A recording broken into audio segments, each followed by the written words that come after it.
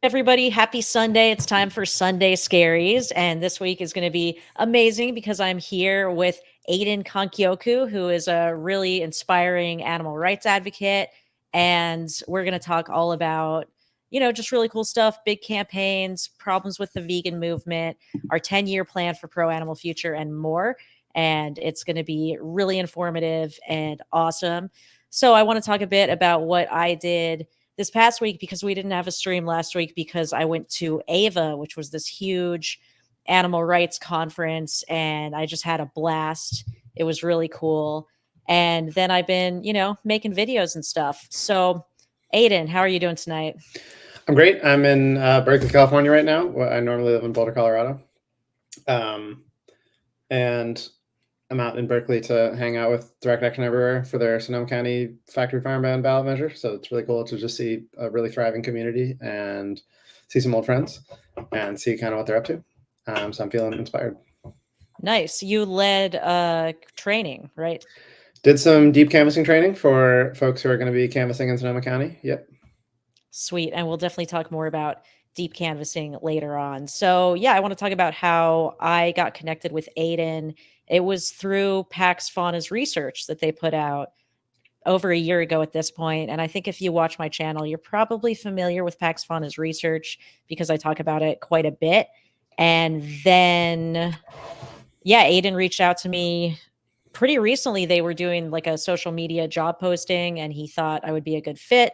And then they put me through a grueling month and a half long application process. And yeah, I got the job. So it's been really awesome working with Pro Animal Future and with Aidan.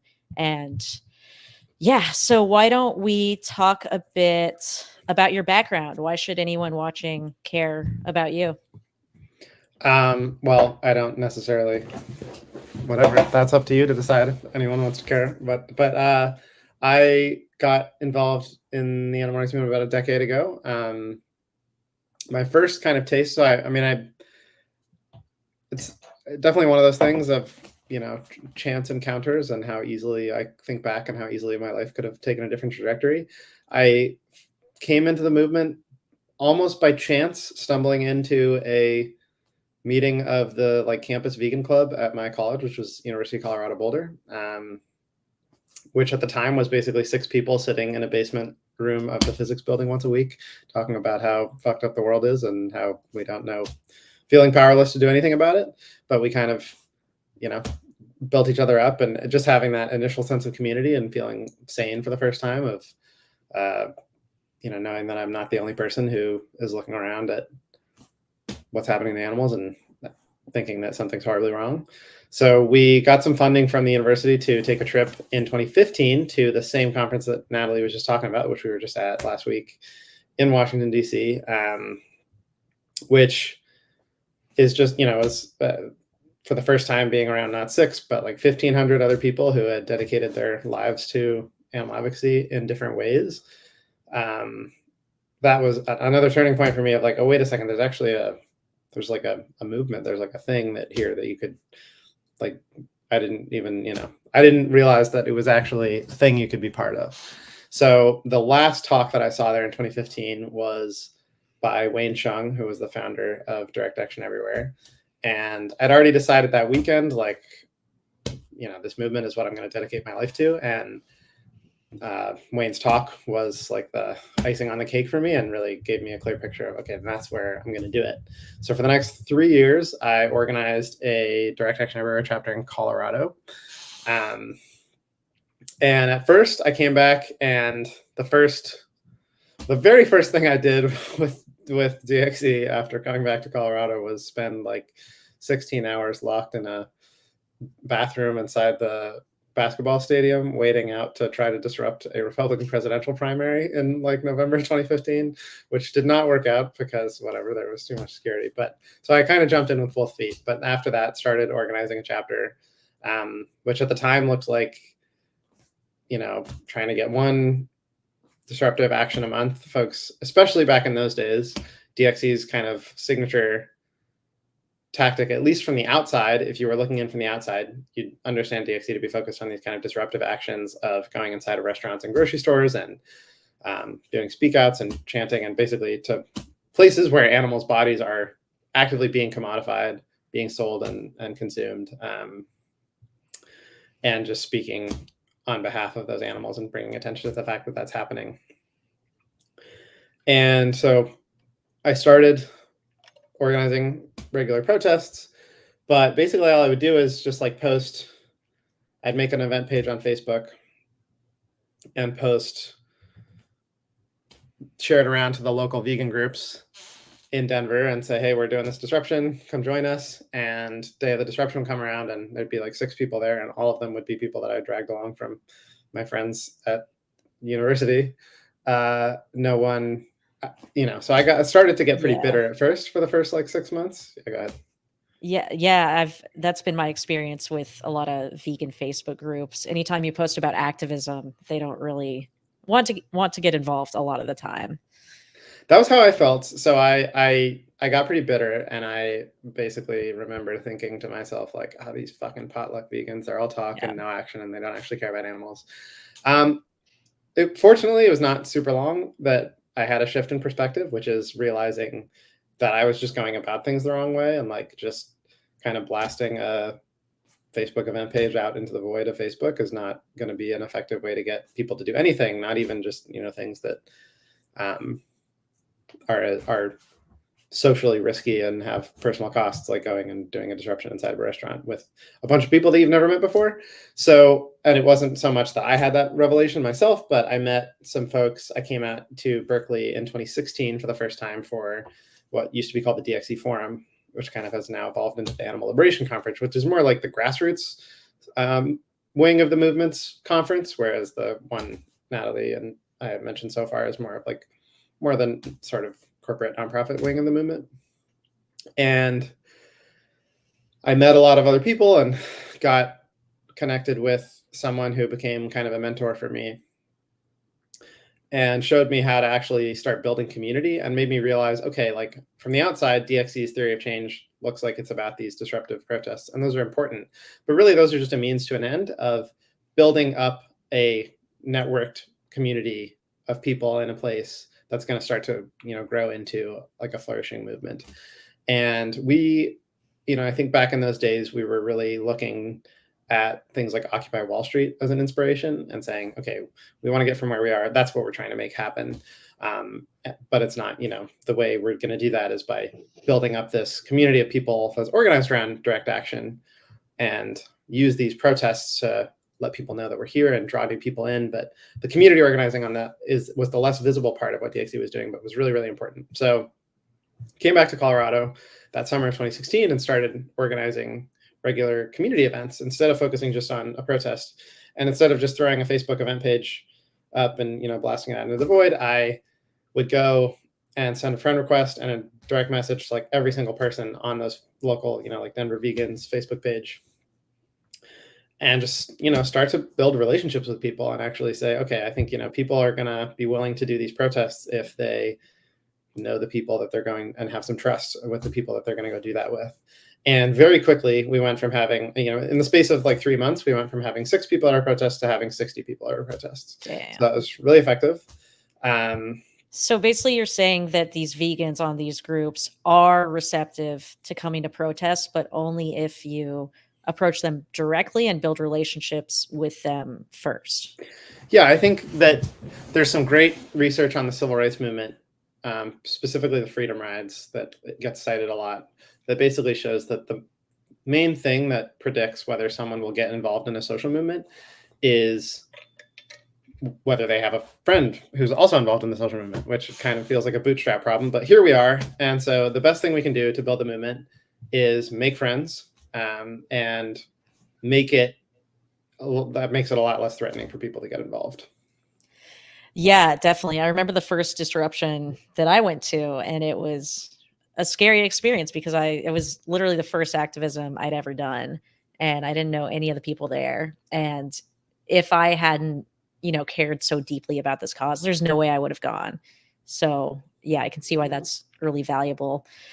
That's another thing that I think these conferences are good for, because you kind of get a sense that you're not the only one working on this, that a lot of people care. And I think a lot of people watching right now may feel like they're the only vegan in the world, and maybe their friends aren't vegan, their family aren't vegan. So yeah, we just want everyone to know that you're not alone. And there are a lot of people who deeply care about this, and we are doing our best to fight for animals. So I want to talk a bit about Pax Fauna. What made you co-found Pax Fauna? Was it a response to different problems you saw in the animal rights movement, or did you just kind of want to do your own thing, or what? Sure. Yeah. So basically, I mean, it picks up exactly from where we left off. That I was organizing the DXE chapter in Colorado, and we had that initial growth spurt when we started deploying, more of like this kind of relational organizing strategy. But then we plateaued again pretty quickly, and for the next couple years, that's where we stayed. Was we could get 50 to 60 people out to an action if we really put a lot of energy into promoting that specific event, which in Boulder or Denver, it's a lot. Yeah. And that's a small, these aren't like huge cities. So it was really good. I'm very proud of what we accomplished.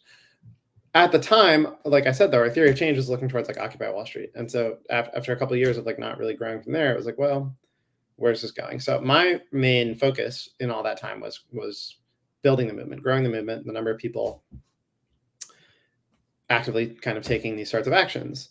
And I tried every different thing I could think of, sort of operating within that theory of change. And after a few years of nothing working, to skip over a few steps, myself and my friend and colleague Eva, who was organizing in Chicago with DXE and encountering a lot of the same difficulties, started to think about more question the context we were operating in and say, maybe we need to think a little further outside the box. So that eventually led to us stepping back from the kind of frontline activism with DXE for a couple of years. And Pax Fauna was essentially a project to try to more deeply understand these limits to growth that we were encountering in the movement and explore, okay, either we need to figure out a way to break through these limits and just gradually grow to the point that we look like Occupy Wall Street, or we need to figure out a different theory of change where we can make a real tangible impact for animals with the people that we have with this, yeah. So there were kind of two things there. Basically, one strategy would be to grow the movement enough to have a big effect, and the other strategy would be to figure out how to use the small number of people we have to really get change going. Is that what you're saying? Exactly. Yeah. Like our theory of change in those early days of DXE meant that we needed like tens of thousands of people taking action, and we weren't getting there. So we either had to figure out how to get to 10,000 people, or we had to figure out how can we use more like 1,000 people across the country, or 100 people in any given city. How can we make a difference with that number of people? Cool. So can you tell us a bit about Pax Fauna's research and what you learned from that? Yeah, so what ended up being kind of the largest portion of Pax Fauna's research was a study on, I say public opinion, but I think that sounds a little bit too superficial. Like when you say public opinion, it sounds like you're thinking like, do people like slaughterhouses or do they not like slaughterhouses? And the whole point is that it's a lot more complicated than that. So we were really kind of inspired by noticing these contradictions that were emerging in survey data that other organizations were generating, where in one survey sample, you could get, say, a third of people to agree with the statement, all animals deserve the same rights as humans to be protected from harm and exploitation. And even more people saying they'd support a ban on slaughterhouses, or about, similar, like a third of people saying that they'd support a total ban on animal farming. And then in the same survey sample, you get 97% of people saying that they agree with the statement, whether or not to be vegetarian is a personal choice and no one should tell me what to do. And obviously that's the one that's borne out by people's choices and actions in the world. So we were seeing this and seeing, okay, there's kind of two versions of the public. There's this one that's mediated through this, what we call a consumer lens, where when you put the question of animal rights as a question of personal consumer choice and ask, is it a personal choice to eat animals? They say, yes, it is. Almost everyone says, yes, it is. And technically, they're correct. Right now, it's true that no one can stop them from eating meat. I mean, that's, on its face.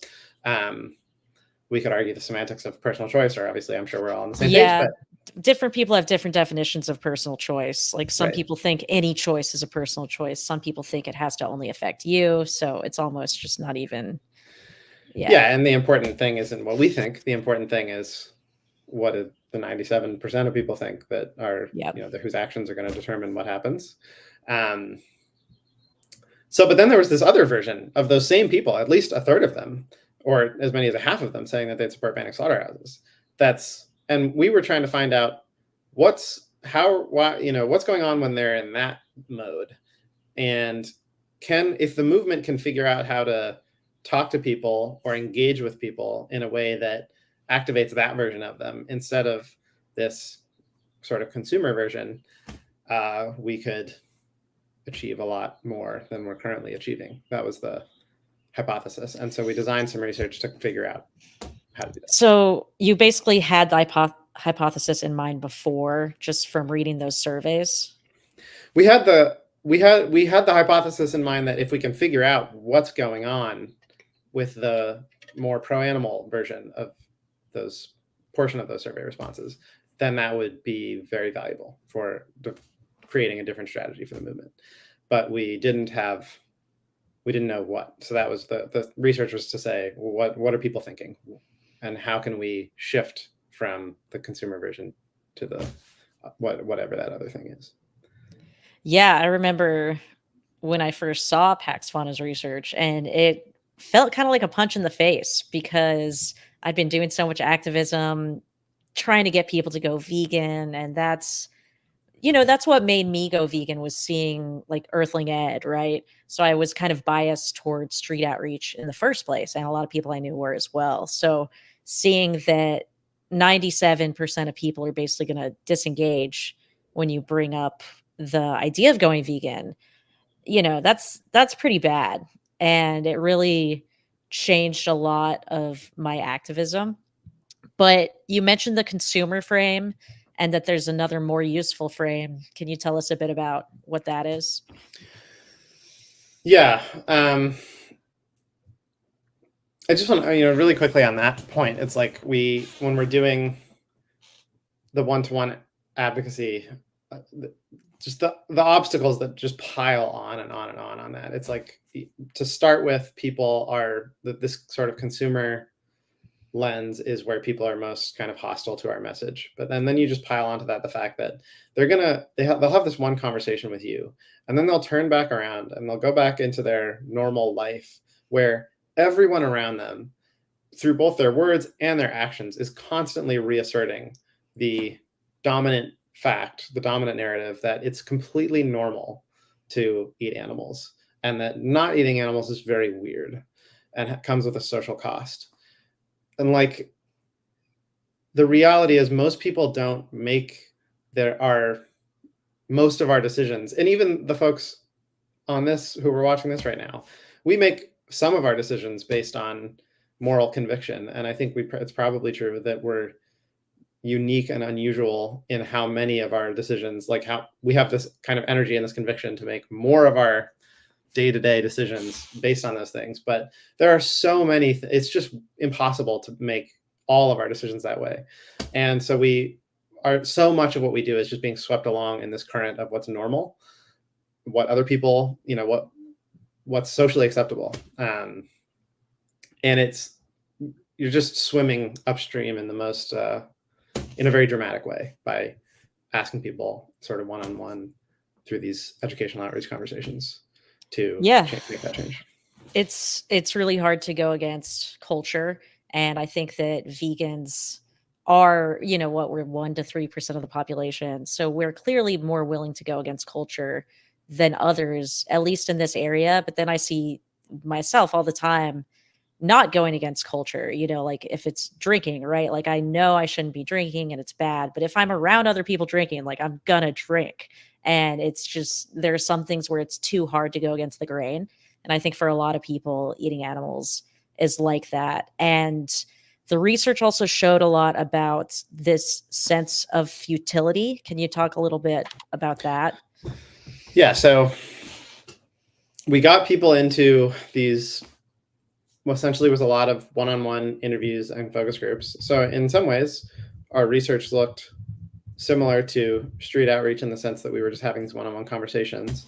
But the big difference, especially to start with, was that our framing and our intention going into these conversations wasn't to change people. It was just to understand what's going on for them. So we were trying to draw out this version of, it's okay if we hear from their consumer frame self too, but we want to draw out like what else is. So we designed questions, just a series of very open-ended questions to try to figure out what they're thinking when they say, because it's one thing you see in a survey, people check a box, which of these statements do you agree with? And they say, yeah, sure, I agree with the statement. Animals deserve the same rights as humans to be protected from harm and exploitation. Doesn't tell that, because that word, the researchers wrote those words. So I want to know what are these normal people actually thinking? And we basically, so we got people into an interview and we would start asking them questions. And right away, one thing that was very remarkable was even just we tried to design the most kind of neutral opening question. So we'd get people into the room and we'd chat a little bit and we say, okay, we're going to start the interview. So what comes to mind when you think about animals used for food? And we really workshopped that to be neutral. We didn't say, what comes to mind when you think about killing animals for food? Or we didn't say, what comes to mind when you think about, the animal holocaust that's going on every day on your plate or something. And that you're an animal abuser and a murderer. Right. We just said, well, what comes to mind for you when you think about the animals who are used for food?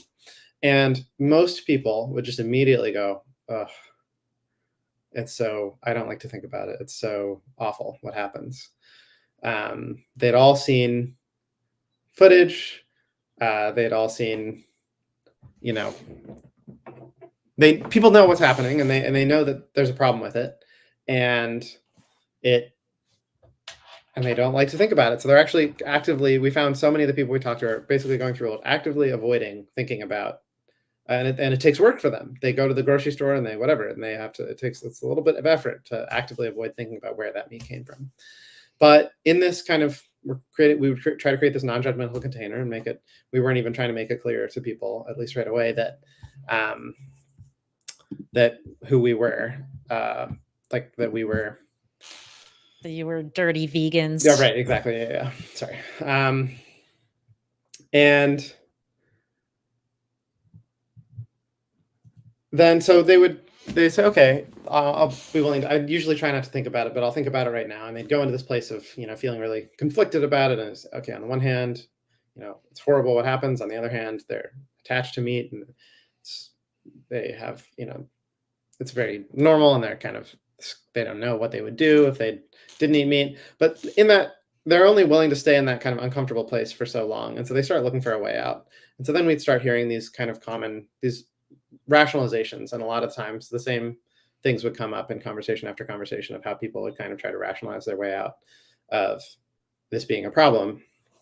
And these are the things that everyone's heard lots of times before, like, yeah, it's what fills your vegan normal bingo card. Street outreach stuff. Yeah, right. Like it's natural, blah, blah, blah.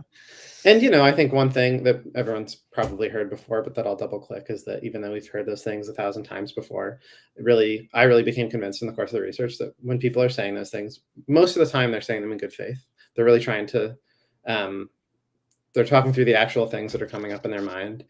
And if we would create this kind of non-judgmental space for them, a lot of those things, they could actually talk through themselves why that wasn't a good objection or why that's not a good reason to keep. So we'd hear people say things like, oh, I mean, but it's natural. We evolved eating meat and our ancestors have always done it. And we've done it for thousands of years and it's just the natural order of things. And then they hear themselves say that and they say, that's not a very good, I don't know, that's not really a good reason to keep animals in factory farms.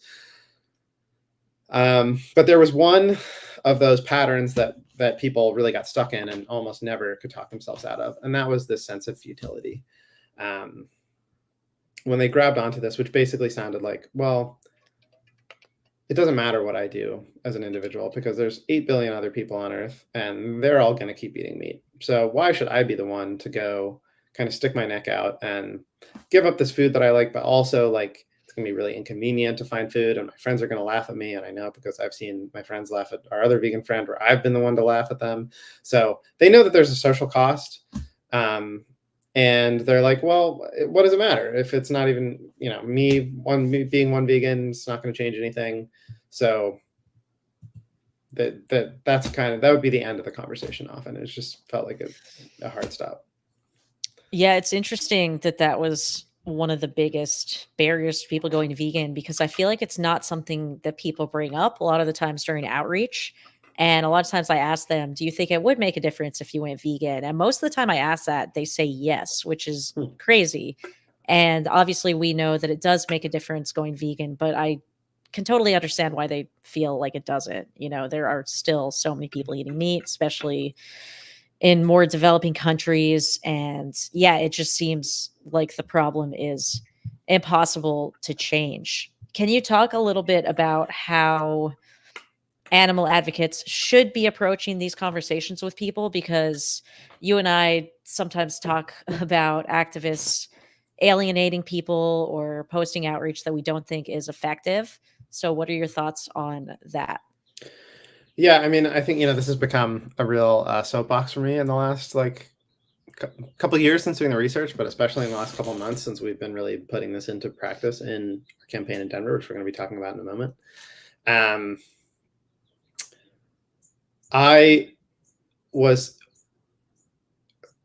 It really left a profound impression on me doing this research and seeing how often people could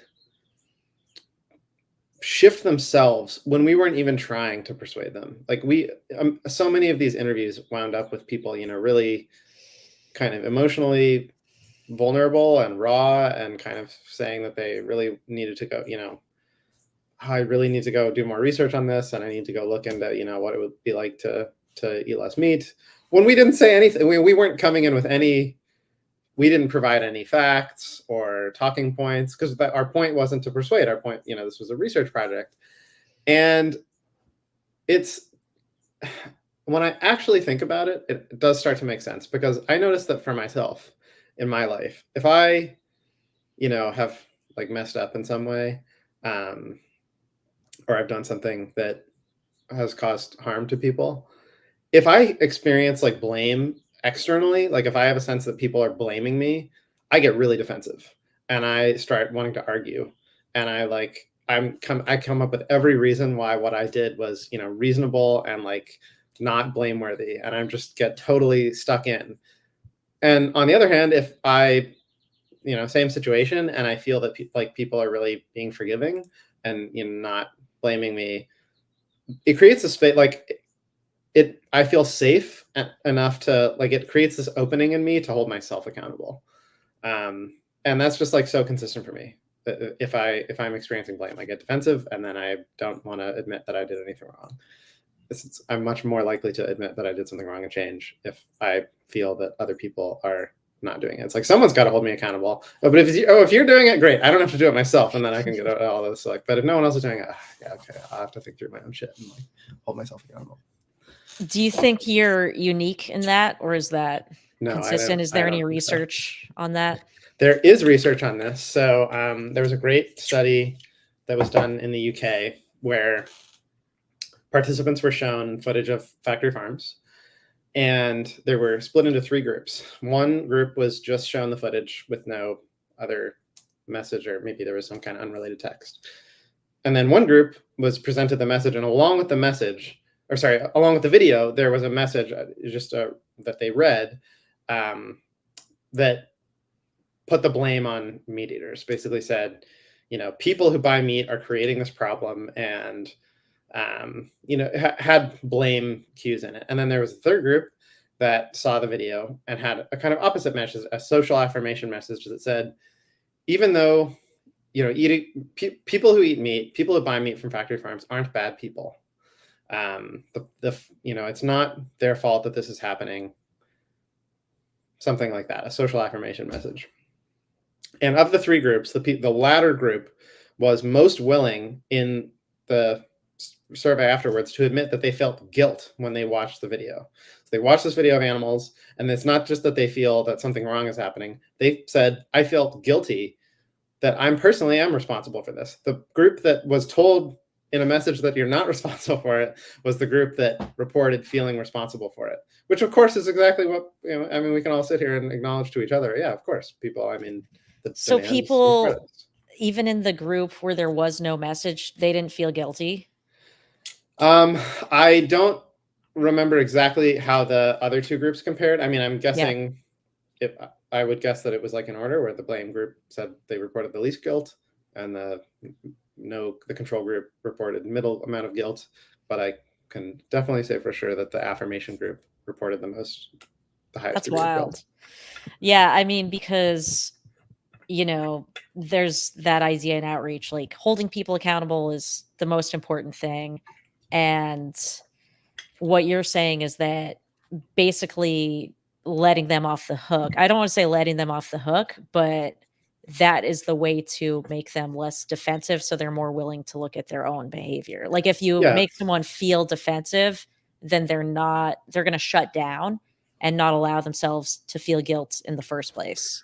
I think there's a third way here, which is just to try to create a space. Think of yourself in an outreach conversation as that you're trying to create a space for people to reach the conclusion on their own. That's another way to kind of say the same thing, where we all know that, and there's lots of research backing this up, that people are a lot more likely to stick to a belief. So if there's, when you're talking about persuasion, one problem is that a lot of methods will find a persuasion effect in the short term, but it rapidly fades off.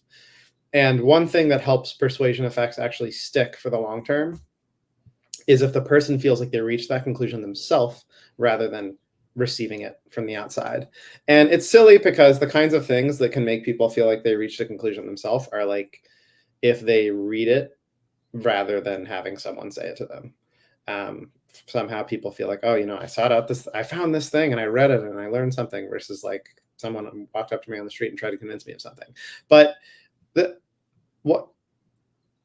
challenge here is that the general public is walking around so primed to hear any conversation about animal rights as a harsh condemnation of them and to respond defensively. We know, right, that people get super defensive about eating meat and about animal rights.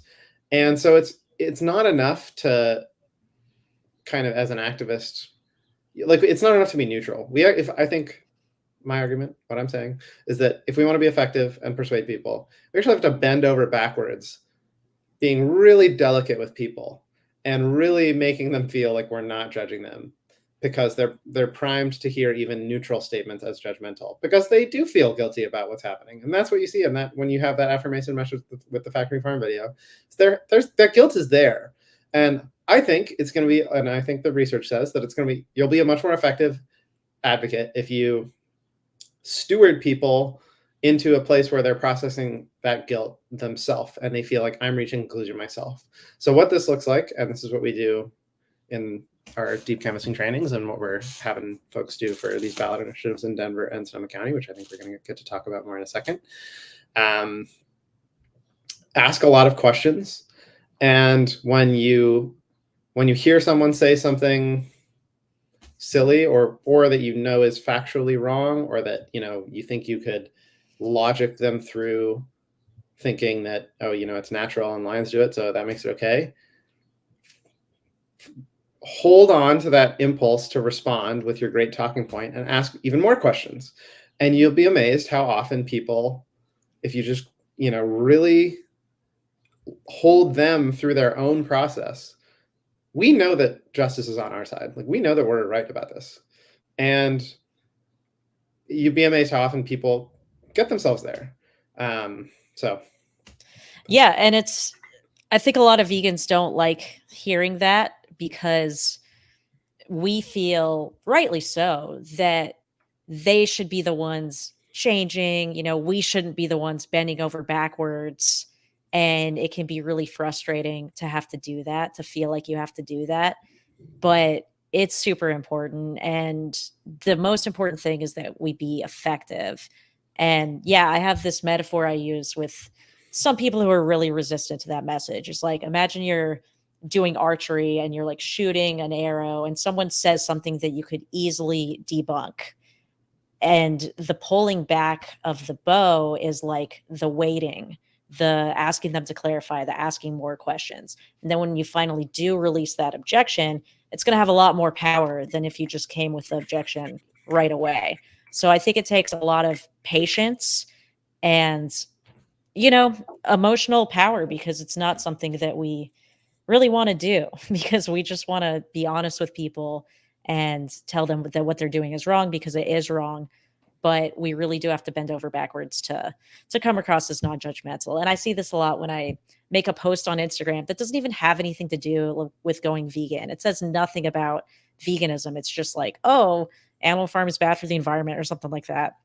And people come in super defensive, like, how dare you tell me what to do, even when you haven't. So it just shows how people do really feel guilty about this. And we want to work with that guilt as opposed to just like shutting it down. So, anything you want to say there before we move on? Just that, we know all these things in our normal life, and then I think we can forget about them when it comes into animal rights advocacy. But we know that, like, if someone asks me a lot of questions and shows really interested in what I have to say, I'm a lot more open to hearing what they have to say. And if someone comes at me like they don't care what I think or what I have to say, they just have a bunch of shit they want to tell me, and they don't take time to understand where I'm coming from, and they misunderstand some response or objection they have and just talk past me. I'm like, dude, fuck off. I don't want to listen to you anymore. Like, we know that in our personal life, but then we forget. So it's like so valuable. We're the ones initiating these conversations, right? Like, this other person, they're probably just fine going on with their day. So it's like, okay, I'm initiating this conversation. I'm the one who wants to have this conversation. So I'm going to do the work first to listen and to like show that I care about them and then I'm interested in what they think. And then there's, they respond with the way that you would expect a normal person to respond. Yeah, for sure. And yeah, totally. So now can we talk about Pro Animal Future and how it started, because it was essentially born out of Pax Fauna's research, right? That's right. So, I mean, exactly the things that we've been talking about. This challenge that the public is most hostile to what we have to say when we are speaking to them through this consumer lens. But there's this other version of them that's more open to what we have to say. And it's not just about the words that we use when we're talking about the issue. It's also, so I can look back, on my early days with Direct Action Everywhere, and DXE had this kind of idea from the beginning as well, that we think it's more effective to pursue a kind of systems change. Is the way we would have used to say systems change, not so much individual change or consumer change. And a couple of issues that I now see with that in hindsight, that now that whatever. One is, I think the word systems change doesn't really mean a lot to most people, and it actually didn't mean a lot to me. I was like, what is that actually? I didn't really have a concrete vision of how our movement was going to change the agricultural system, but also it just doesn't mean a lot to the public. And then on top of that, it doesn't matter what you say if you say, well, we're not asking people to go vegan, we're asking for this this bigger change, societal wide abolition of animal use, but that it's not about that. We didn't think that an effective way to get there was kind of one vegan at a time. You can say that, but if you say it inside of grocery stores and restaurants where people are in the act of buying meat, it sure makes it seem like you're protesting people for buying meat, which again, I'm not, it would be justified to protest people for buying meat, but is it effective? That's what I wanted to ask. So we realized through the course, I know I'm yammering on about the research for a long time and there's other things we want to get to, so I'll just zoom through and say, basically, we wanted to shift our relationship with the public from this consumer hat to like a political hat or a civic hat, where we want to meet people as voters instead of as consumers. And that means not just changing the way we talk, but also instead of engaging with the public in protests at restaurants and grocery stores, we wanted to meet them as voters. And in the United States, we have this really unique opportunity to do exactly that. Most countries don't have it. Only about half the states in the US have it, which is citizen initiatives, citizen initiated ballot measures. And this is where a few regular people can get together and write a law, and then they just have to collect signatures from enough registered voters in that jurisdiction. So whether it's a city or a state, for instance, in the city of Denver, took about 9,000 valid Denver voters to get the measure on the ballot. And then if you get those signatures, no one has to approve it. It's like by force of law, that measure goes onto the next general election ballot. And if 50% of people plus one vote yes, now it's the law. So we can that's totally so circumvent, cool. the legislature. It's crazy that exists because it is so rare. Like you said, other countries don't have it, and only about half of states do. And can you tell us anything in the past that has been won through ballot initiatives? Yeah, so ballot initiatives have played different roles in several important historical movements. Looking back to kind of the early days, to the first social change that we might still look back on and has shaped our world today, that was really first. So when the women's suffrage movement was, obviously there was an idea and there was campaigns and there was a lot of protesting, and ballot initiatives was the step that the suffrage movement took from being kind of purely expressive and a protest movement to, okay, we are now contesting in the political sphere, and it suddenly becomes a lot more threatening and real. And so they started putting issues on the ballot in the 1880s and 90s, and that took over the span of a couple decades before they got a first win, and eventually several wins. And that was a huge part of building momentum around women's suffrage in the United States.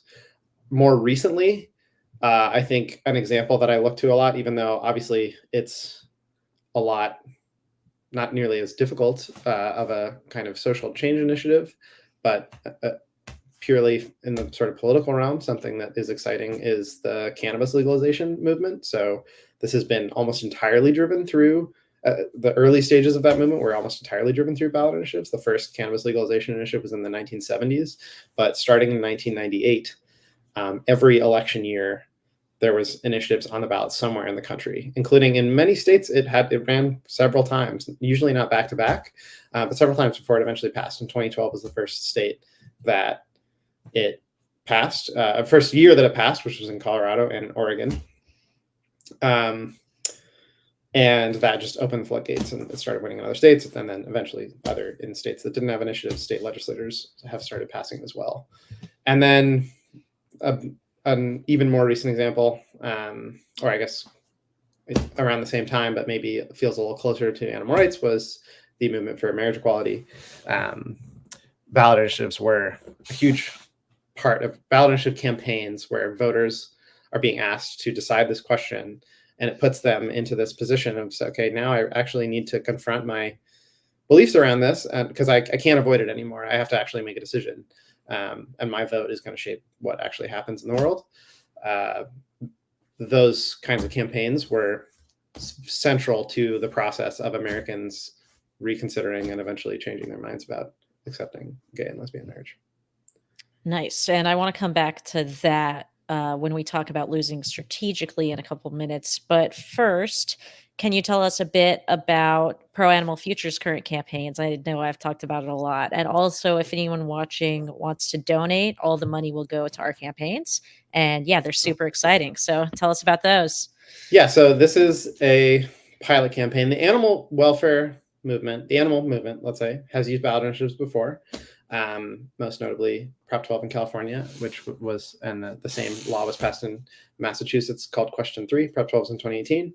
And these were laws requiring that not only were all farms in those states required to get rid of battery cages and gestation crates for pigs and veal pens for calves, but that also caged eggs and those things couldn't be used to supply those states, which is obviously more on the welfare side, and I think more we would say conservative, less transformational. That was kind of, I look back on that and say that was our movement kind of dipping its toes into the political, the out in the open political process, the ballot initiative process, and winning in a huge way. So in Massachusetts, question 3 passed by more than 80% of the vote, and in Prop 12 in California passed by 63 to 37.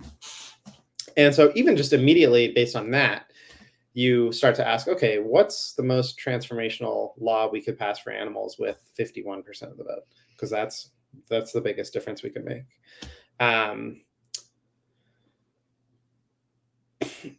And I see a comment from Leah in the chat that, also because Prop 12 was,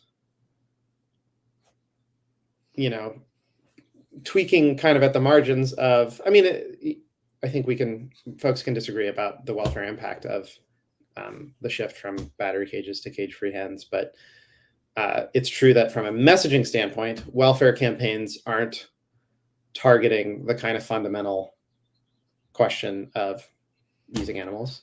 And certainly the reform from battery cages to cage-free still, leaves intact factory farms. And so I think Leah's point is great that all the energy spent campaigning for those measures doesn't necessarily also translate into something that feels like really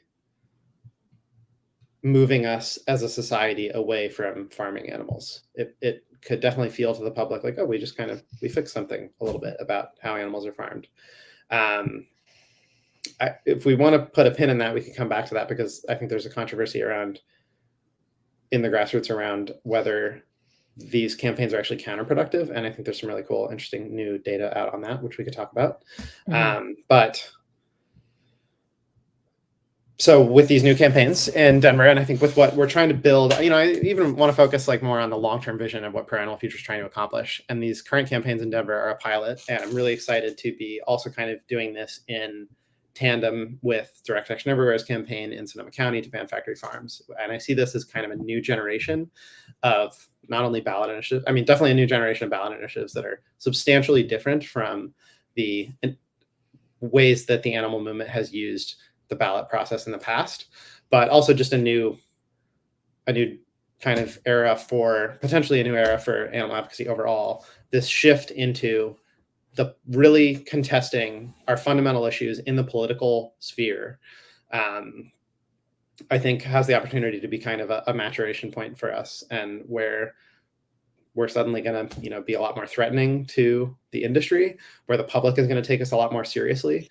And right away, what changes when we're doing a campaign like this is that futility that we talked about 10 minutes ago is kind of swept away. So in all our conversations with the public, no longer are we having, it's never about, oh, could the world really change? Does it matter if I make a change for myself? It's like, oh no, this is real. This is on the table. Like, we could pass this law. We could start, and now I can see how, okay, we start in Denver and then we go to Colorado, or we go, start in a city and we go to a state level. And eventually we're talking about, people are, oh, okay, suddenly we're recognizing this as like a political movement, a social, serious social change movement that could happen. And now suddenly we're having a conversation about, okay, what will it look like for society to profoundly change its relationship to animals?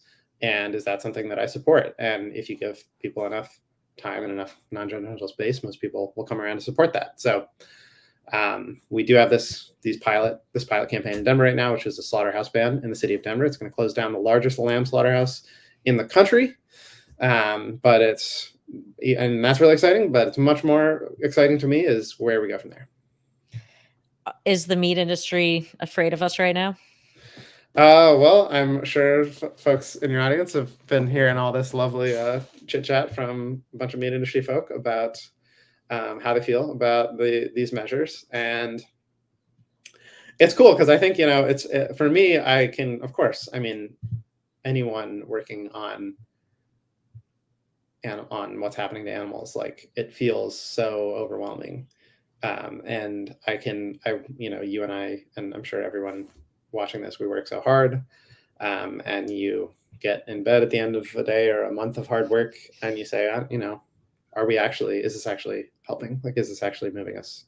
Like, I can't say for sure, sometimes it feels like whether any of the things that I worked on, is really going to matter in the long term. But tell you what, the meat industry definitely thinks it will.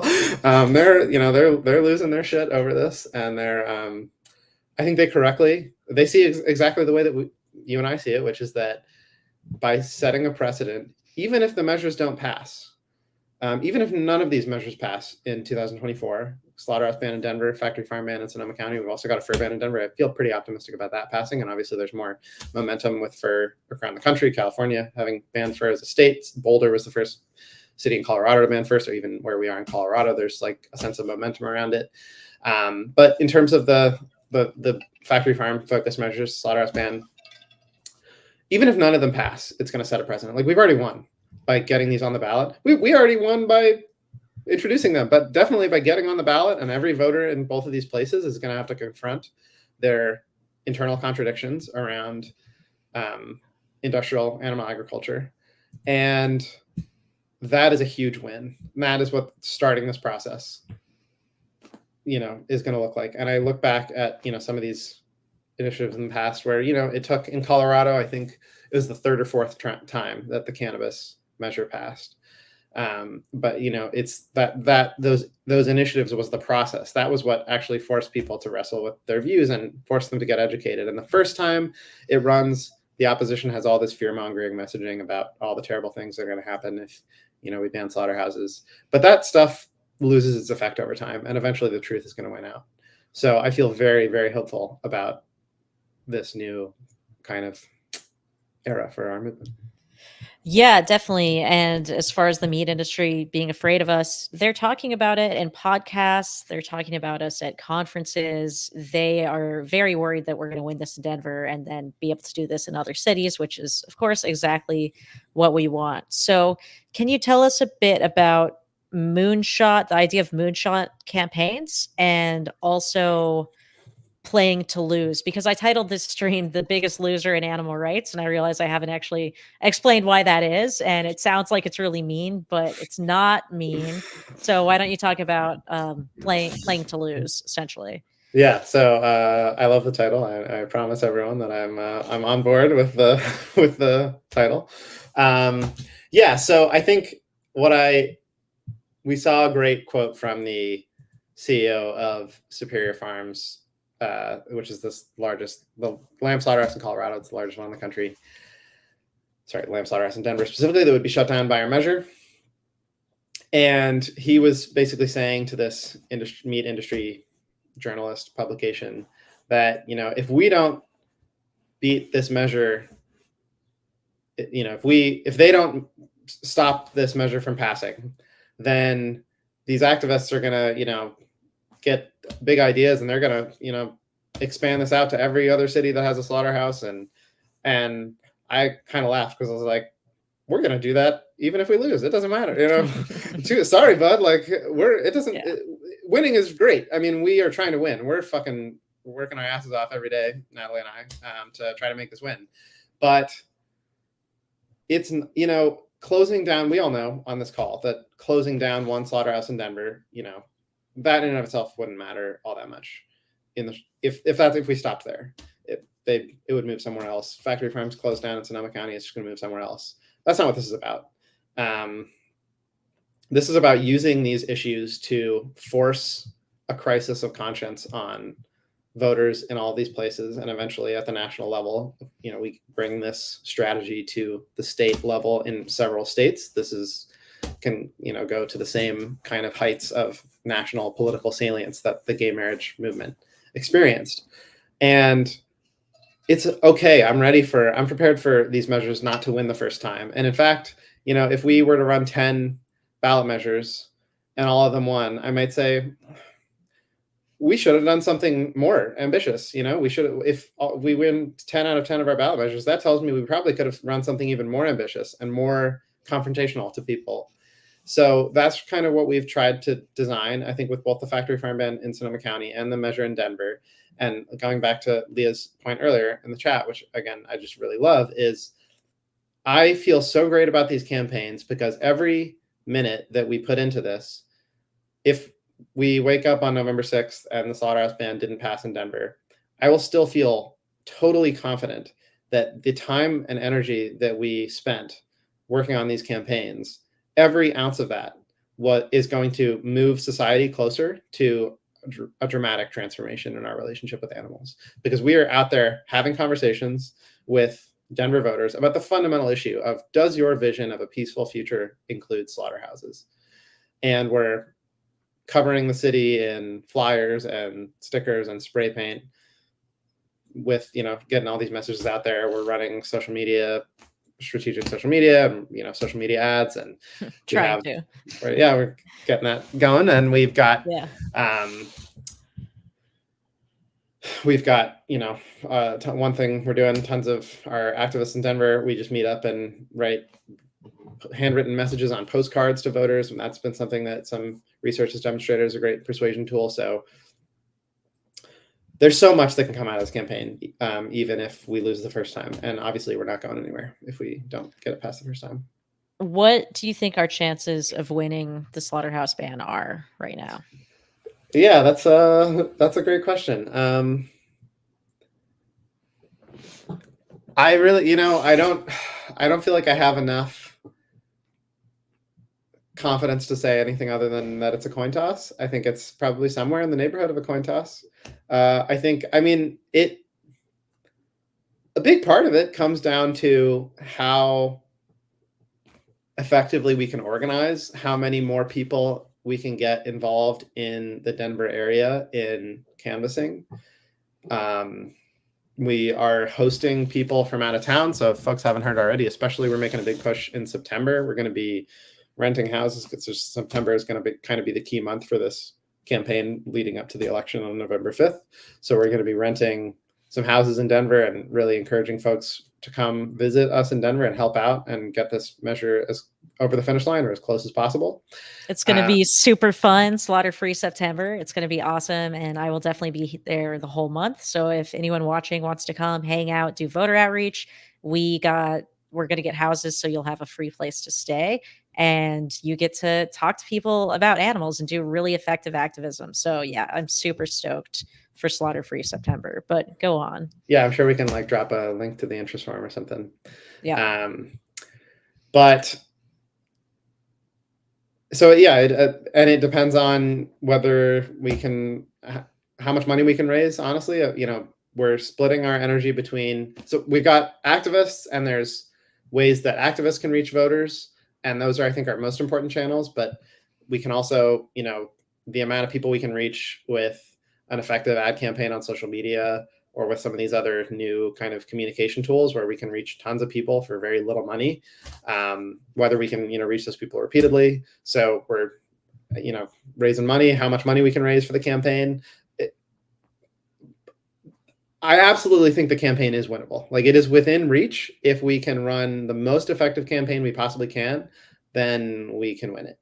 And that ties into one reason that we are excited about running these campaigns, even if we don't win the first time, which is training. Wait, I have a bit more to say on that. Yeah, so the opposition did some polling. They did 2 polls, and one of them was 60-40 in favor of them. One of them was 60-40 in favor of us. So that means we are at about 50-50 right now. I don't know about their polls, if they were good quality or anything, but the fact that this is completely in our control right now, I just think is so amazing. We have a shot to shut down the largest industrial lamb slaughterhouse in the country. That's amazing. And the CEO of this company has said it will majorly disrupt the sheep industry in the US, which isn't that strong of an industry in the first place. So I just want to get across to everyone that you can help. We're doing everything we can. And yeah, victory is definitely within reach. But yeah, now tell us about losing, maybe starting with intelligence gathering. Yeah, so another big soapbox for me recently has been, which is the namesake of the stream, is why I've become a big advocate for losing. At least that we as a movement should be taking on campaigns that might, that have a serious chance of losing, like ambitious moonshot campaigns. So the idea is there are benefits that we can get as a movement from moonshot campaigns, like banning slaughterhouses in Denver, banning factory farms in Sonoma County, which, by the way, is one of the, biggest agricultural counties in the country. It's going to shut down 21 large CAFOs. This is no joke. This is a really seriously impactful measure, and therefore the industry is coming out hugely, raising millions of dollars to fight it. So these are really hotly contested, and we could have chosen, if we just did the fur ban in Denver, I'm sure we'd win, and we would, there's easier things to do, and we'd get a real change for animals, and that's really serious. I mean, we shouldn't passing a law right now that helps animals right now. That really matters. So the threshold should be high to be willing to do something that's not going to immediately help animals when we could do something that would immediately help animals. So why do I still think that these campaigns meet that threshold? There are benefits that we can get from these campaigns that we couldn't get from others. And one of those is essentially, I think, training for ourselves. So I use this metaphor. If anyone watching trains a martial art or has ever played a sport, it's like, how far will you advance as a martial artist if you... my computer keeps making thumbs up bubbles come out of my face. Sorry about that. How far will you advance as a martial artist if you only fight opponents who you know you can beat? And the answer is you will not get very far. In fact, yeah, you'll totally stagnate. Or my dad, he was my basketball coach as a kid. I think one of the most valuable lessons that I learned from him was you learn more from a loss than from a win. So every time we play a game and we lose a game, you learn more from that than from winning. So I think these campaigns, where if we can dial it in right, where it's something that if we really bring everything we've got, we have a real shot at winning, then that's just going to bring out the absolute best from us. We're going to put everything we have into this, and it's going to force us to, come up with our best messaging, learn, Natalie and I are learning so much new stuff by working on this campaign. We're trying to figure out, how to run effective ad campaigns on social media targeted at the middle 50% swing voters in a city like Denver. There's all this complicated stuff that's going into it. Not only, crafting really effective messages, but also actually reaching all this technical stuff about reaching people on these platforms. And, we're getting our legs under us right now. 2 years from now, when we're running a bunch more of these campaigns around the country, which, by the way, is exactly what we're going to be doing. 2 years from now, we're going to have a bunch of cities running these initiatives. And within a few years from that, we're going to be hopefully running statewide campaigns all around the country, banning statewide factory farm bans around the country. And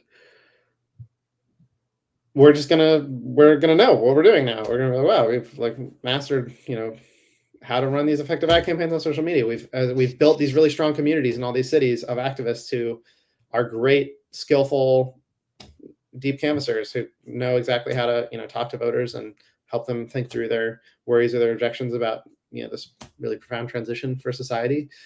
We're learning so much. And I think if we were just doing a fur ban in Denver, for instance, or, just a fur ban and something around cage-free even, it wouldn't force us to reach our peak like this.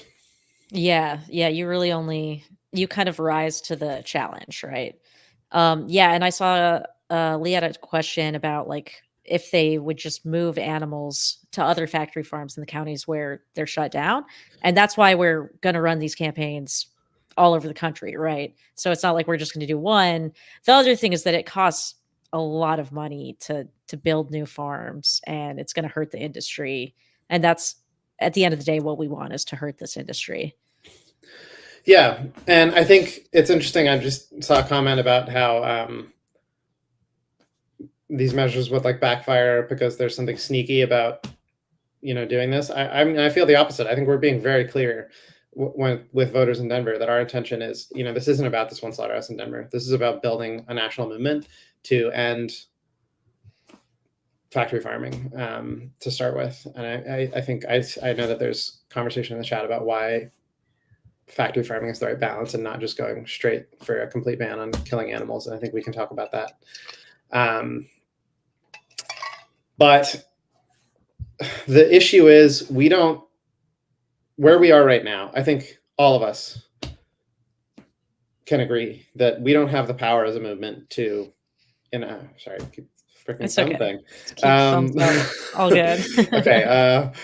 we don't have the power as a movement right now to get the national government in the US to ban factory farming, much less animal farming. So how are we going to get from here to a world without animal farming? Um, or at least, as far as we can, as fast as we can, and then go from there to the next place as far as we can, as fast as we can.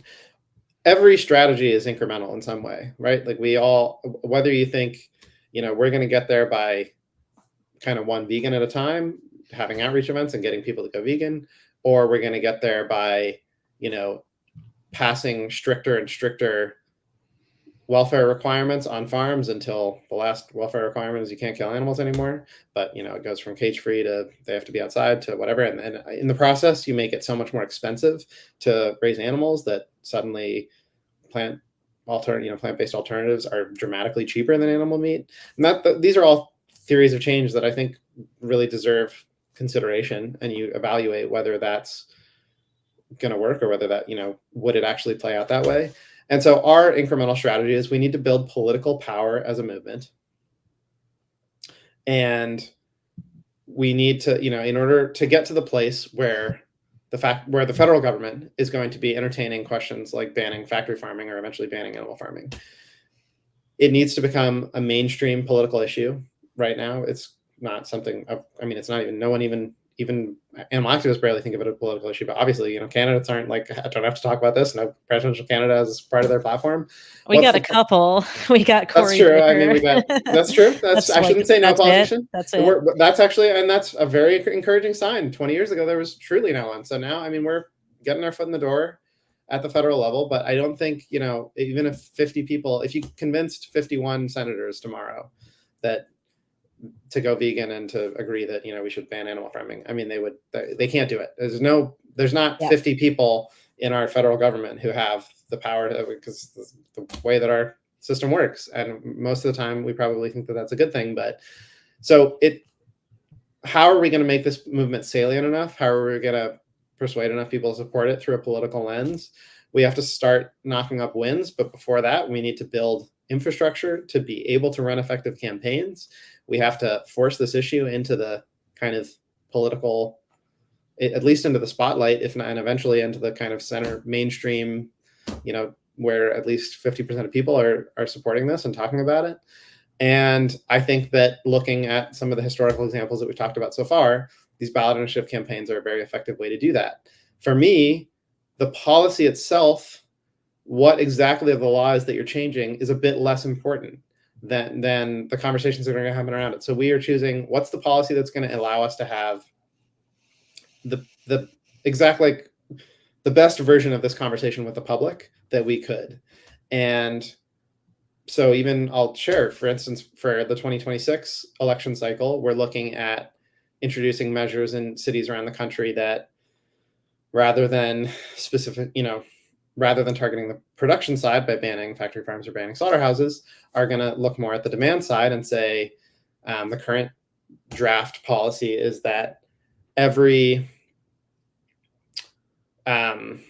large business, which would be defined as like over $10 million in gross annual revenue, so any large food business has to offer at least an equal number of plant-based, climate-friendly, will be kind of the framing, menu options to the number of animal-based menu options that they have. And so forcing, plant-based food to be available. And that's kind of starting to shift kind of some of the choice architecture that people are operating in as consumers, and make plant-based food more normal and help people start to see, oh, this is actually something I could really do. So that's just another version. Yeah, I want to go a bit more into the why factory farming ban. I just want to make it clear that when we are talking to voters in Denver, our campaign there specifically is to ban slaughter. But if it were to ban factory farming, we wouldn't be saying to them, oh, it's just factory farming that's bad. These other small farms are fine. We're very clear in the entire conversation that we support an evolution away from all animal use. So I just want to make sure everyone knows that we're not lying to people or duping them or anything like that. But the reason I think factory farming bans are good is because even the most diehard meat eaters say they're against factory farms. Whether or not they'd vote against them, I'm not sure, but it just seems like an easy way to lean into it. We also have the fact that over 99% of animal products come from factory farms. So if we could ban 95% of 99% of animal products, then most people aren't even going to have access to them anymore. And the amount of animal farming would be so small, and it would be such a rich person thing that it would be so much easier to ban after we have the factory farming ban. So that's how I look at it. And I don't think it's perpetuating the humane lie, because we're not saying that small farms are okay. So, yeah, just answering the questions in there. Yeah, and I think we can also acknowledge that there's what we say is part of the equation, but people are going to hear our message, and they're going to evaluate the existence of these ballot measure campaigns and these policy changes and reach their own conclusion about them. And what I tell people when I'm canvassing, when I talk to voters, is, yeah, listen, I think that the best version of the world that I want us to be moving towards is one where there's no animal farming. But I don't have the power right now to make that happen. And I don't even have the power to make it. If Denver bans slaughterhouses, I can't shape the world to ensure that Denver banning slaughterhouses will result in a total ban on animal farming. There's nothing, I as a one person, it doesn't matter. So that's a world that is going to be, it's going to, that process is going to continue. And I'll always be doing everything that I can to bring us closer to a world where there's no animal farming, or there's less animal farming, or as much of an improvement as I can make. But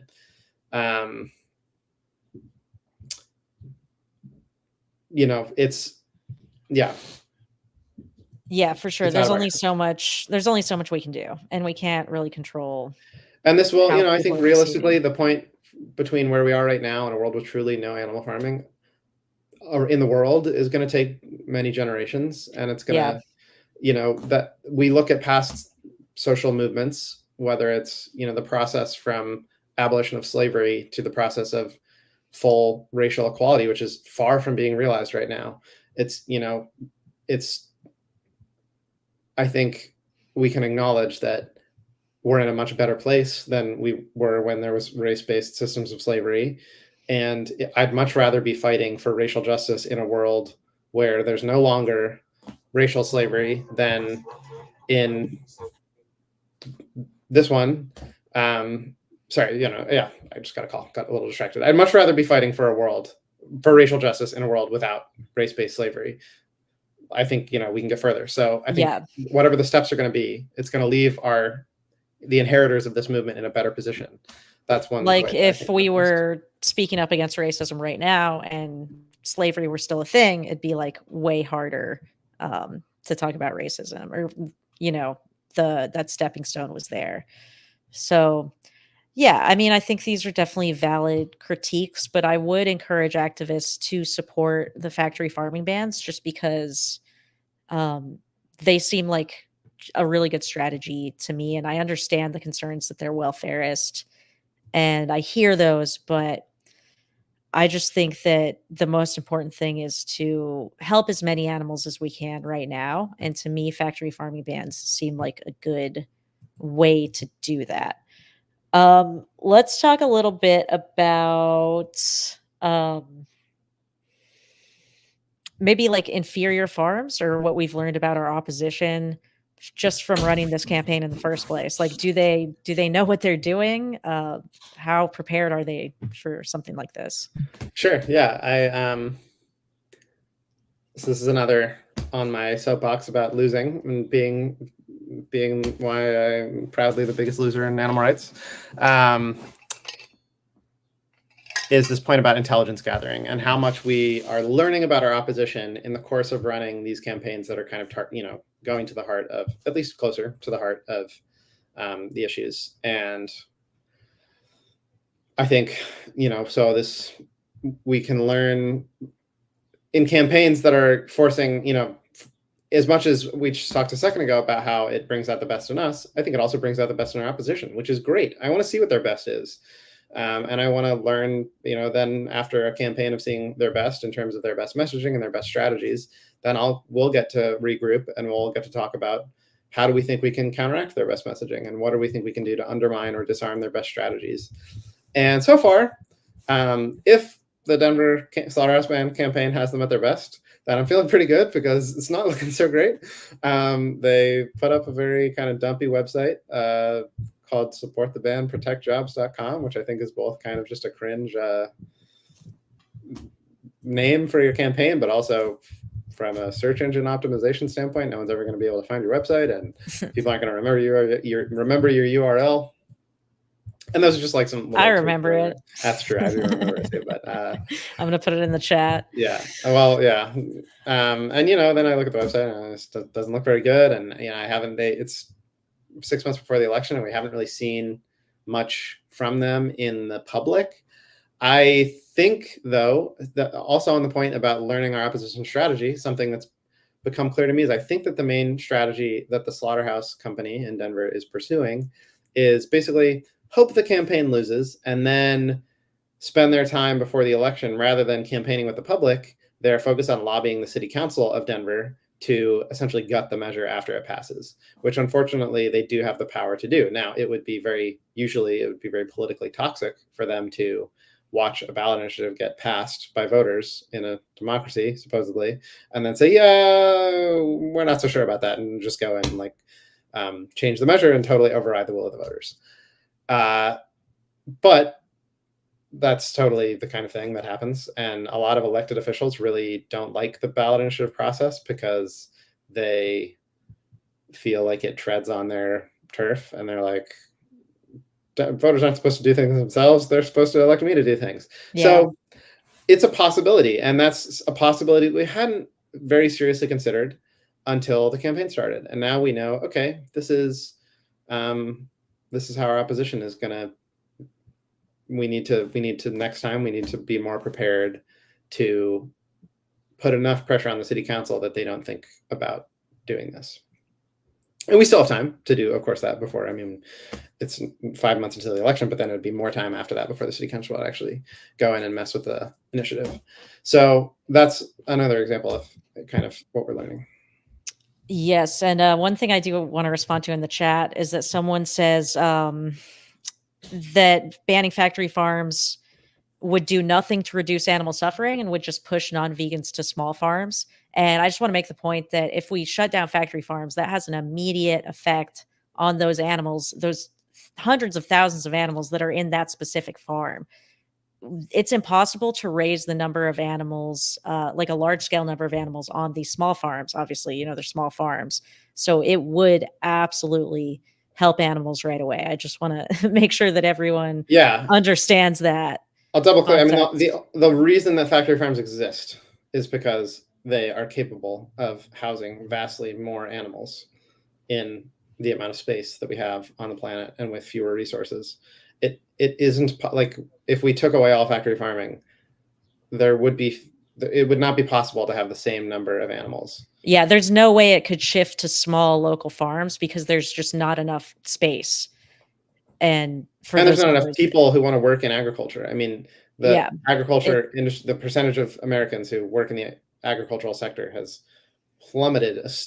One of the most probably largest and most important sociological and economic shifts in the U.S. in the last 150 years has been the percentage of people who work in agriculture plummeting to a very, very, very low number. And people don't want to go back to that. So the number of people that it would take to mass raise animals in some kind of small farm situation is, we're looking at a profoundly, profoundly different world without factory farming. And again, as an activist, I think something that really made me more hesitant about outright condemning cage-free campaigns is speaking with someone who works on cage-free campaigns, and he made this point. I've got a blog about this up on the Pax Fauna website, which was a number of other things that made me come to appreciate, even if you're very skeptical about there being a significant welfare improvement for hens moving from cage to cage-free factory farms, there are other reasons to think that these campaigns are beneficial for the long-term goals of the animal rights movement. And there's a bunch of ways to look at it, but if I just distill it down and make it intuitive, asking myself, okay, where would I rather be advocating for animals? Would I rather be advocating for animals in a country like, say, Turkey, that has virtually no protections for animals currently, including, transport times, like even some of the very minimal farmed animal protections that exist in the United States right now, where, factory farming is almost completely unregulated. And by the way, they just banned vegan cheese. Or would I rather be advocating for animals in a country like Denmark, where the entire the entire egg industry has gone cage free through through a combination of corporate and government action, thanks to campaigners. And there's various other, welfare reforms have been implemented, and there's momentum, and veganism as a movement is kind of flourishing. I would much rather be an animal advocate in Denmark, other than the fact that obviously Turkey needs animal advocates very badly, and in that sense. But in terms of where do I think I'm more likely to achieve our long-term goals, definitely in Denmark. Even purely as an abolitionist, I want to end all animal farming. I think it's going to come a lot sooner in Denmark than it is going to come in Turkey. So, again, it's just asking, what are the steps between where we are right now and a world where federal governments are banning animal farming? And I'm very open to hearing all kinds of different incremental strategies to get there. And I think this is, one that we're investing in. Yeah, definitely. And I understand the skepticism around welfare campaigns, especially for me, because, I see this cage-free ban in California, and then all these farms still have the hens trapped in cages, right? It's like there's no one to enforce these bans, even if they happen.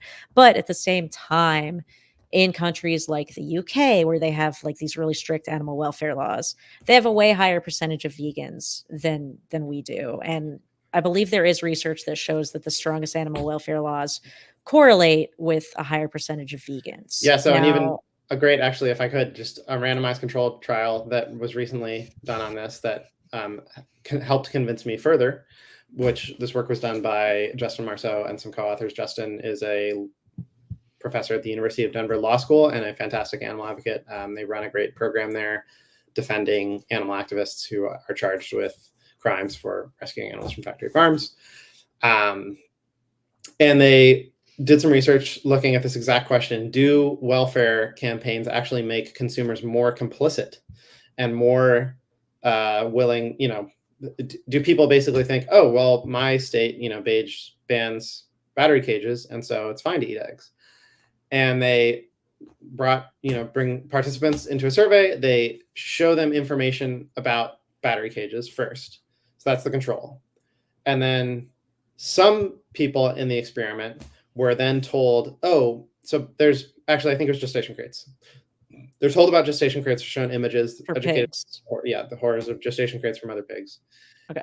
Then they're told, then some people were told, by the way, your state, and this was for states where this wasn't true, after the survey was over, they were told that this was not actually correct. But wherever they were then told, your state just passed a law banning gestation crates, not only in the state, but banning the sale of pig flesh from gestation crates. And the hypothesis was, people, when they're told that their state has just banned meat from pigs who were raised in those crates, will be more willing to buy pig meat, or they'll feel less guilt about it. And the opposite was true. The people who'd been told that their state had just banned gestation crates said that they were less likely to buy pig meat. And there might be reasons to be skeptical of that finding. I think, some of these, I've become just a little skeptical of some of these kind of survey experiments in general. But I think I'm at least convinced that this survey is decent evidence that the opposite is not true, that people don't become complacent because of welfare laws. And so to the extent that these welfare law campaigns, where again, our movement's process of kind of dipping our toes into the open political arena, and from there we can build towards something else. I think that that's one more reason to think that that was a really important chapter in the growth of the political animal movement. Okay, interesting. So yeah, you're basically saying that in that study, when people were told like, "Oh, these are better animal products, they're more humane," that doesn't make them more willing to buy animal products just because they're told that, which is super counterintuitive. The study actually found the opposite. It actually that they Right. were less willing to buy meat after being told that their state had just banned gestation crates. Yeah, that's interesting. I'd definitely like to see that study / see it replicated because that is super counterintuitive. All right, now I want to touch on Pro Animal Future's 10-year plan. Yeah, so we've alluded to this, but fundamentally, what we're doing with these pilot campaigns is not primarily about getting the measures passed, but about building the national infrastructure for activists all around the country. I would say when I give people the 60-second explanation of what is Pro Animal Future doing, I'd say that we're trying to make it very easy for communities of activists, grassroots community of activists, without a large budget or whatever else, to run effective ballot initiative campaigns that drive the issue of animal farming, squarely into the center of the public conversation, and can actually win impactful laws for animals right now, appealing to voters. So we're basically trying to create this infrastructure that makes it really easy for activists to run these kind of campaigns. And we are building towards trying to, our rough strategy is that we start in one city in a given state. So in Colorado's our pilot. We've started in Denver. In the next election cycle, we'll be expanding to other states, but then in Colorado, we'll look to roll out into several other cities around Colorado, a ballot initiative. And again, I mentioned this earlier, but the policy themselves might be interchangeable, or there's a number of different policies we can do. And our strategy is more about actually just building that campaign infrastructure so that there's all kinds of great laws that we can pass for animals right now. Affecting the demand side, you could imagine a meat tax that reduces the amount of meat that's being purchased, and also just starts to inject the idea into the public consciousness. People are familiar with this idea of a sin tax, that you're going to tax things that are bad in order to discourage them. And how profound would it be for voters to vote and say, yes, meat is bad, we're going to tax it in order to discourage it. We're not banning meat outright yet, but that's a big step. Yeah. So lots of different policies you can run. We'll spread out to different cities in the state. And then by building this kind of infrastructure all across the state, getting activists organized in all these places, getting lots of activists, lots of experience in all the different aspects of running an effective ballot measure campaign, whether that's, organizing, lots of door-to-door canvassing, and also more of like the digital strategy. Once we've got that infrastructure spread around enough different cities in one state, we're ready to go for a statewide campaign. And historically, these statewide ballot measure campaigns, such as if we use Prop 12 in California as an example, the campaign cost more than $10 million for the animal movement, which is a lot of that money gets spent on paying circulators to go around and collect signatures. That's actually, let's say in California, that might cost $1.5 million. So that's significant. I don't have $1.5 million sitting around, but the next phase is even much more expensive if you use the kind of traditional approach to these campaigns, which is you basically just spend a lot of money buying TV ads and using that as your way to reach voters. And we are trying to build a model that is much more based on activist energy. And can we organize enough activists to do a lot of effective canvassing, in addition to also being able to, effectively raise money, tap into our communities, and get activists to ask their friends and family. And I think something that's really exciting, if you've, run into a wall trying to get your friends and family to go vegan, another action that they can take that really, meaningfully supports the cause, even if they're not ready to go vegan yet, which, I think we just have to acknowledge for most people seems like it's too big of an ask. Donating to support one of these ballot measures is a great way that we can start to align their identity with, in addition to raising money and then being able to use that to run an effective campaign, we also get to start to align people's identity with the movement and say, okay, yeah, I'm a supporter of the pro-animal movement.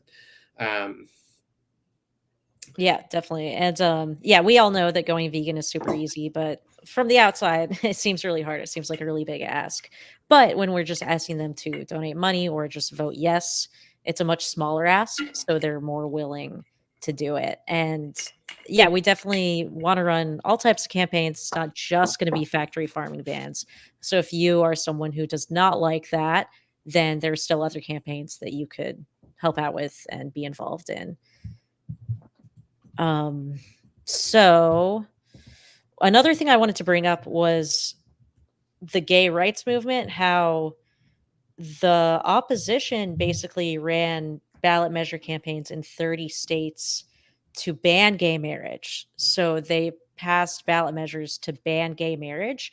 And it actually backfired horribly because when people were thinking about it and talking about it, it made them realize, like, hey, maybe it's actually stupid to ban gay marriage. So those were reversed. So I think that kind of ties into the bigger conversations that we're trying to have, that it's not just about these specific campaigns, but it's about making everyone in society reckon with the fact that what we're doing to animals is deeply immoral. Yeah. So in military strategy, this would be called a Pyrrhic victory, which is when you win a battle, but it comes at such a cost that it actually makes you more likely to lose the war.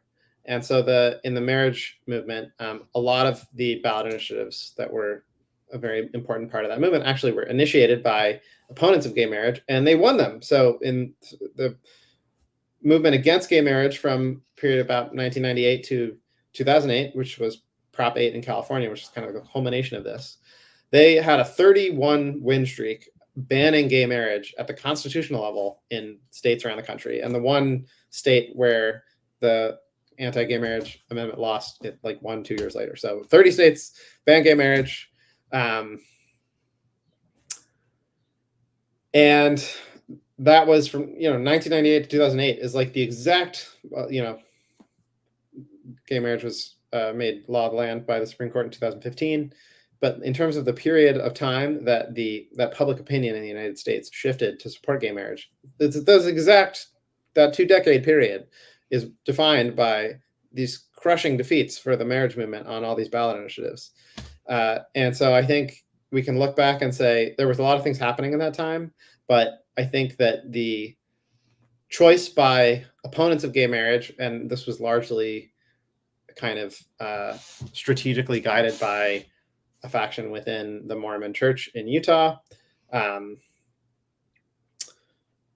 their decision to actually elevate the salience of gay marriage as an issue by running all these campaigns and making it this really mainstream issue backfired. I think it looks like it backfired now, and that is only accelerated the trend of acceptance of gay marriage. And I think that now in the position of initiating these campaigns for ourselves, we have the opportunity to do the same thing. Now, obviously, we're initiating the campaigns, but the fundamental thing is that we know that the truth is on our side, and that I think people that process of the thing gets brought to the surface, and there's conflict around it, and there's fear about it at first, but those fear-based messages lose their punch over time, and the truth only becomes more persuasive.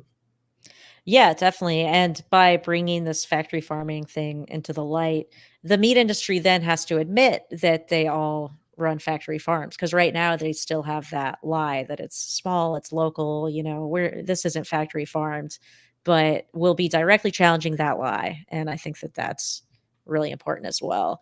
So I think we're going to wrap up pretty soon. If anyone has questions in the chat, feel free to put them in there and we'll try to answer as many as possible.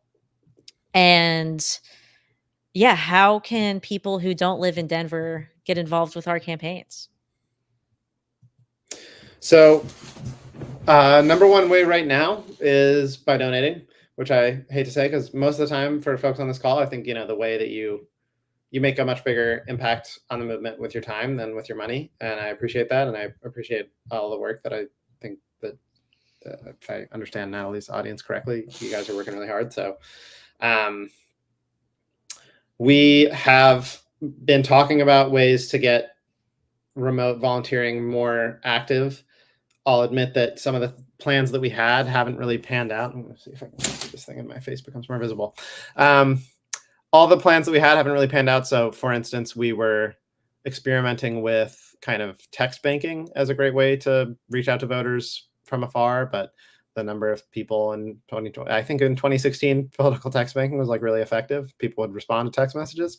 Now, I'm sure all of you know that if you get like a random text message from some stranger or some political campaign, you're just like, fuck off, and you don't respond to it. And that's what we're finding when we try texting people. So, kind of similar thing with phone calls. You can organize a party in wherever you are with activists around you. We'll send you a big stack of postcards. This is something that we have good evidence is effective. So we print out these postcards, and there's a section on it that's blank, and you can do handwritten messages to voters. And that handwritten message, as like a personal touch, really boosts the persuasive power of that as a voter outreach method. So that's something you can do. You can reach out. We can get you set up to do that if you're interested in being involved in these campaigns. But yeah, donating is really helpful. And then, I put the emphasis on our long-term plans. We've got a list of cities that we are looking to expand into in the next election cycle. So for 2026, cities we are seriously considering running campaigns. The number of campaigns depends on our ability to fundraise for them, how many campaigns we're able to hands-on support and provide resources to. And it also depends on our ability to find great people to kind of take ownership of these campaigns in all these cities. And lastly, it depends on how well our pilot campaign in Denver goes. Not primarily whether or not it's going to win, but more whether we're going to feel at the end of this election, okay, we really have this process under control and we know exactly what we're doing. If that's true, we'll be able to run lots of campaigns. If we get to the end and we still feel like, oh, we've got a lot to learn still, we're still kind of getting our legs under us, then maybe we'll only be able to run a few, like 3 or 4 cities in the next cycle. So that said, cities we're considering include Portland, Oregon, Columbus, Ohio, or maybe somewhere else in Ohio, St. Louis, Ann Arbor, Madison, Austin, Texas, Washington, D.C., other cities in Colorado, possibly somewhere around San Diego or somewhere else in Southern California. So if you're in any of those places,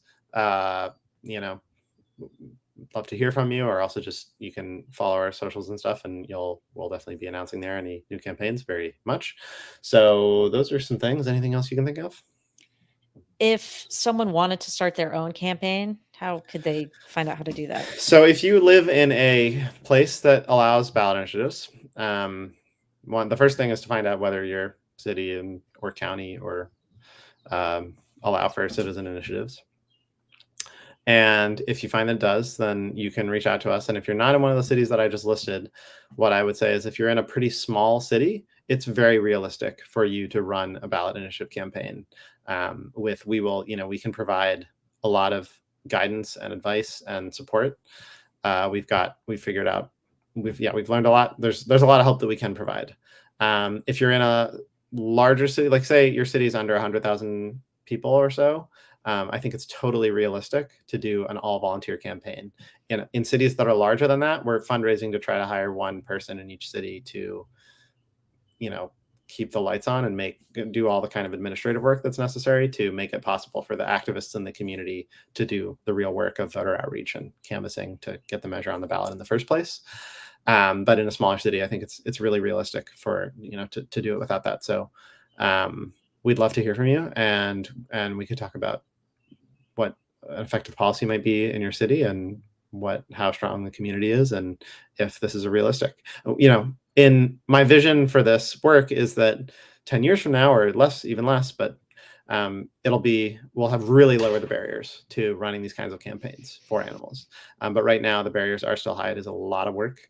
It is very complicated. We're learning a lot of things as we go, and there's always new challenges. So this is a long-term kind of investment that we're making.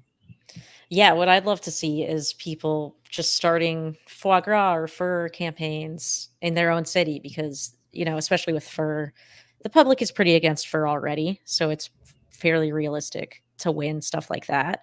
And then as we learn more and get better and build community, we'll just have a lot more power. And the reason that I feel so hopeful about ballot initiatives is because just the way the government's set up, it's kind of like, the top and the corporations, the politicians and the meat industry, they're all in power. And one of the few ways we can kind of go from the bottom up is by going directly to voters. And that also cuts through a lot of the barriers of like, oh, it's a personal choice because people are actually voting yes on this. So it's like they are the ones making that choice. So I love how it gives the power to the people, which is how democracy should be.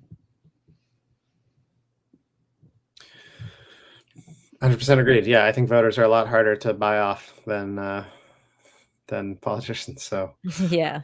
Yeah, totally. Sweet. Well, I don't really see any questions. So is there anything else you want to say? Where can we find you? I'm only really active on Instagram these days, pro animal Aiden, and that's pretty new for me too to be on there. So would love feedback on what I'm posting there. Otherwise, I'm hanging out in Berkeley right now. If you're around, you should totally come meet me in the next week, and we'll go canvassing in Sonoma County. I'm just staying in Berkeley for a couple nights before I get up to Sonoma. Or you can come visit us in Denver, Slaughter Free September, hang out Slaughter Free with Natalie and I, and September. we'll go change the world. Yeah, it's gonna be sick. All right. Well, thanks so much for coming on, Aiden. Thank you, And Natalie. goodbye, everyone.